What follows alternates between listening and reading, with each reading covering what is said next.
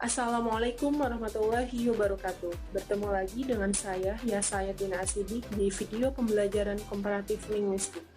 Pada video sebelumnya telah dibahas mengenai bilingualism yang merupakan hasil terjemahan dari video asli YouTube channel Linkspace. Dan sedikit mengulas bahwa bilingualism memiliki keterkaitan dengan pemerolehan bahasa atau language acquisition. Pada video hari ini, kita akan membahas tentang karakteristik bahasa yang merupakan terjemahan dari video asli YouTube channel atau lecturing dari Dr. Darnell. Characteristic of language. Adapun materi yang akan saya sampaikan meliputi 3 sub pembahasan. Yang pertama, pengertian bahasa dan kaitannya dengan komunikasi. Yang kedua, mode of communication atau mode komunikasi. Dan yang ketiga yaitu pragmatik dan semantik. Langsung saja pada materi yang pertama, yaitu pengertian bahasa.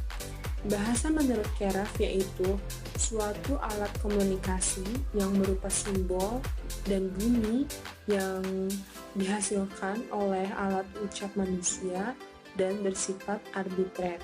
Bahasa memiliki karakteristik sehingga disebut sebagai alat komunikasi. Bahasa yang menjadi sistem komunikasi pada manusia ini berbeda dengan komunikasi pada hewan. Karena hewan tidak memiliki bahasa yang sistematik seperti bahasa manusia. Tetapi hewan pun bisa berkomunikasi dengan sesama spesiesnya. Kita telah mengetahui definisi bahasa menurut Keraf. Selanjutnya, apabila mendengar kata bahasa atau language, setiap orang akan berpikir bahwa bahasa yaitu alat untuk berkomunikasi. Hal ini memang benar bahwa bahasa merupakan alat untuk berkomunikasi dan untuk bertukar informasi. Bahasa memiliki karakteristik sehingga disebut sebagai alat komunikasi. Bahasa yang menjadi sistem komunikasi manusia, berbeda dengan sistem komunikasi hewan, karena bahasa manusia sangatlah sistematik, sedangkan bahasa hewan tidak sistematik. Hewan bisa berkomunikasi dengan bahasanya sendiri dengan sesama spesiesnya. Untuk materi yang berikutnya yaitu mode of communication.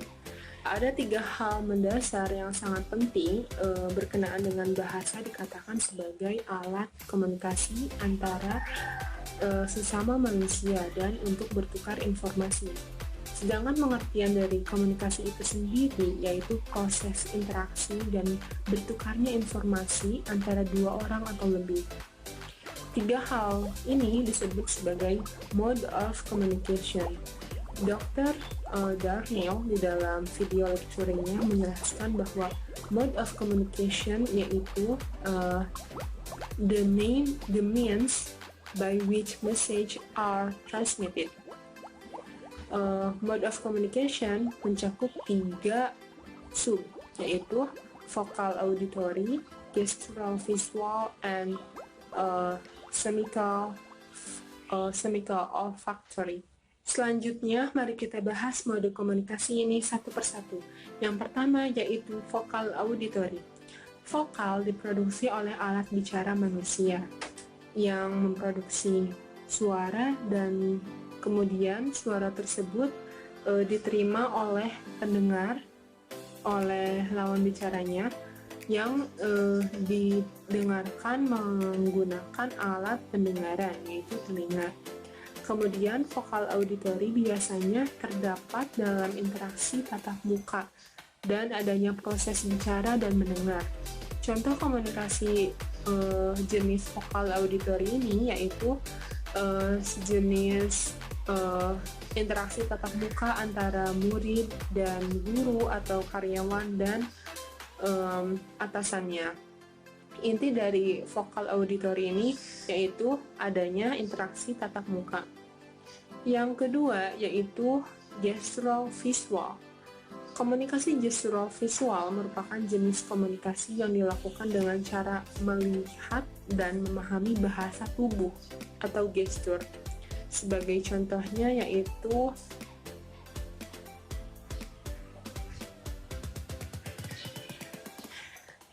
Ketika saya seperti ini, berarti bisa saja saya tidak mengetahui apapun atau I don't know gitu. Terus ketika saya geleng-geleng misalkan, itu bisa diartikan sebagai tidak, atau saya tidak menginginkan sesuatu. Dan ketika saya seperti ini, itu bisa diartikan sebagai ya, ya terhadap sesuatu. Mode gestural visual ini merupakan jenis komunikasi yang biasa digunakan oleh orang yang tunarungu. Mereka lebih baik membuat sign atau tanda dengan gesturnya daripada membuat suara. Dan hal ini masih bisa dikatakan sebagai bahasa karena masih bisa dipahami dan sebagai alat komunikasi juga. Jadi bahasa bukan hanya tentang auditory mode saja, tetapi kita bisa berbahasa menggunakan bahasa visual gestur, seperti yang tadi saya contohkan, seperti ini, atau seperti sini, atau ini. Untuk mode komunikasi yang terakhir, yaitu semical-olfactory. Semical-olfactory ini yaitu jenis komunikasi yang biasanya dilakukan oleh komunikasi hewan, dalam komunikasi hewan, dan bukan mode komunikasi pertama atau primarily yang dibutuhkan oleh manusia. Semical-olfactory ini melibatkan bau-bauan, sehingga hidung atau indera penciuman kita di sini berfungsi di dalam mode ini. Manusia menggunakan semical-olfactory dalam berkomunikasi juga.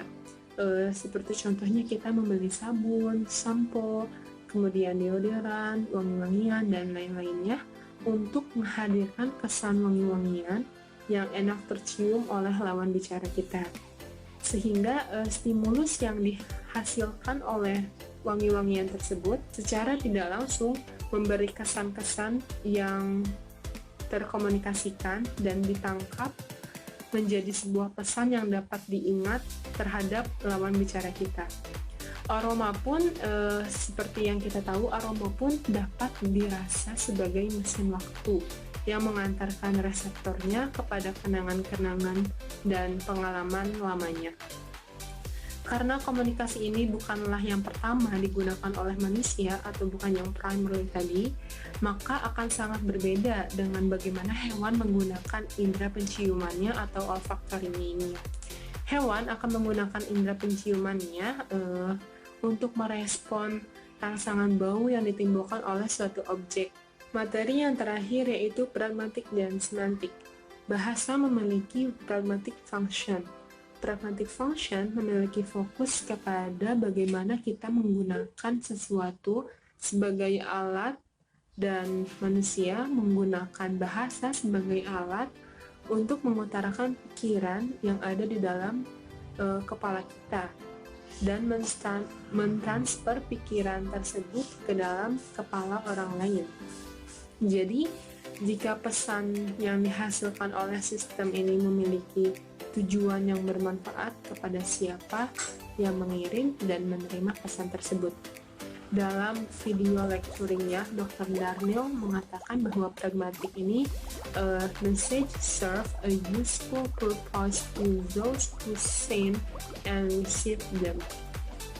Sekarang, alasan bahasa dan sistem komunikasi ini memiliki tujuan secara pragmatik, maka yang kedua, bahasa itu mengandung sifat semantik.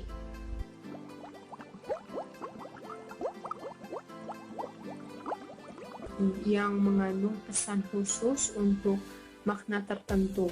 Seperti contohnya dalam bahasa Inggris, jika saya mengucapkan kombinasi antara bunyi-bunyi seperti ini, k, k, dan e, dan diakhiri dengan bunyi teh, maka itu akan menghasilkan word atau kata cat, ke, a, and te. Dan orang-orang yang mendengarkan kata tersebut, yang mendengarkan kata cat ini, mereka akan membayangkan dan menggambarkan bentuk dari cat dalam pikiran mereka masing-masing. Jelas, setiap orang memiliki pandangan dan pikiran yang berbeda-beda. Maka dari itu, Pasti setiap orang pun akan memiliki gambaran kucing di dalam pikiran mereka yang berbeda-beda ketika mendengar kata cat.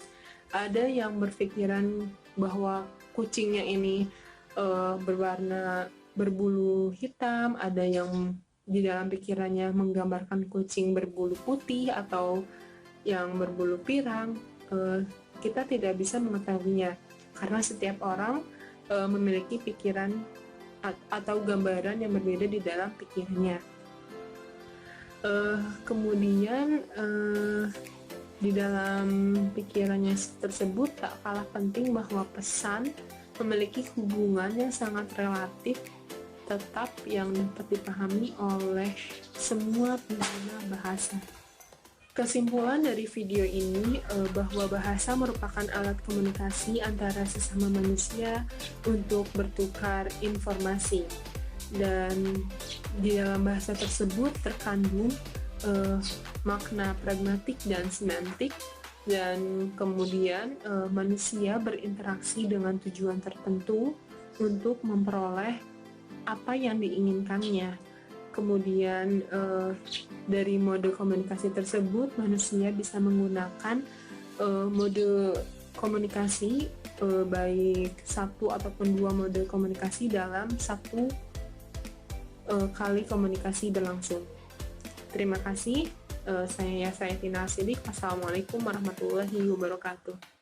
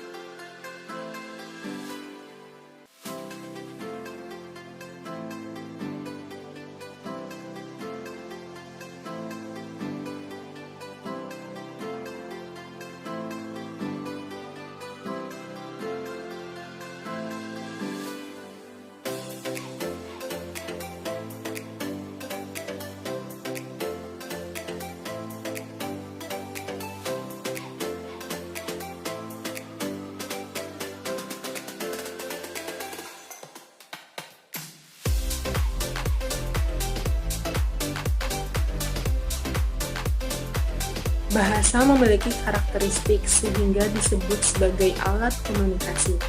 Bahasa yang menjadi sistem komunikasi pada manusia ini berbeda dengan komunikasi pada hewan. Karena hewan tidak memiliki bahasa yang sistematik seperti bahasa manusia. Untuk materi yang berikutnya yaitu mode of communication. Ada 3 hal mendasar yang sangat penting berkenaan dengan bahasa dikatakan sebagai alat komunikasi antara sesama manusia dan untuk bertukar informasi. Sedangkan pengertian dari komunikasi itu sendiri yaitu proses interaksi dan bertukarnya informasi antara 2 orang atau lebih. Selanjutnya, mari kita bahas mode komunikasi ini satu persatu. Yang pertama yaitu vokal auditory. Vokal diproduksi oleh alat bicara manusia yang memproduksi suara dan kemudian suara tersebut diterima oleh pendengar, oleh lawan bicaranya yang didengarkan menggunakan alat pendengaran yaitu telinga. Kemudian vokal auditory biasanya terdapat dalam interaksi tatap muka dan adanya proses bicara dan mendengar. Contoh komunikasi jenis vokal auditory ini yaitu sejenis interaksi tatap muka antara murid dan guru atau karyawan dan atasannya. Inti dari vokal auditory ini yaitu adanya interaksi tatap muka. Yang kedua yaitu gestural visual. Komunikasi gestural visual merupakan jenis komunikasi yang dilakukan dengan cara melihat dan memahami bahasa tubuh atau gestur. Sebagai contohnya yaitu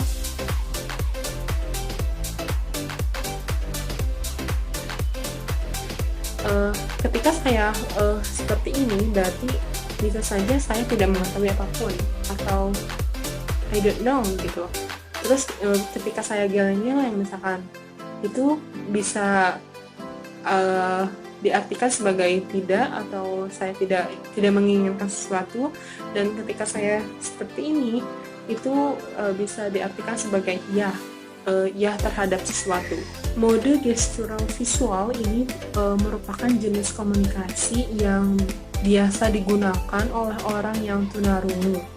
Mereka lebih baik membuat sign atau tanda dengan gesturnya daripada membuat suara.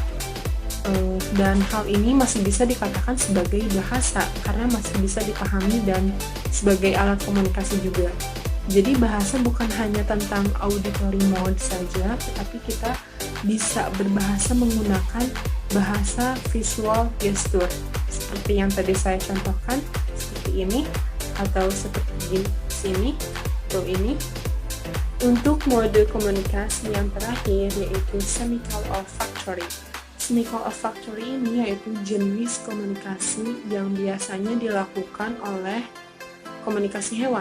dalam komunikasi hewan dan bukan mode komunikasi pertama atau primarily yang dibutuhkan oleh manusia. Semical olfactory ini melibatkan bau-bauan sehingga hidung atau indera penciuman kita di sini berfungsi di dalam mode ini. Manusia menggunakan semical olfactory dalam berkomunikasi juga. Seperti contohnya kita membeli sabun, sampo, kemudian deodoran, wangi-wangian, dan lain-lainnya untuk menghadirkan kesan wangi-wangian yang enak tercium oleh lawan bicara kita. Sehingga stimulus yang dihasilkan oleh wangi-wangian tersebut secara tidak langsung memberi kesan-kesan yang terkomunikasikan dan ditangkap menjadi sebuah pesan yang dapat diingat terhadap lawan bicara kita.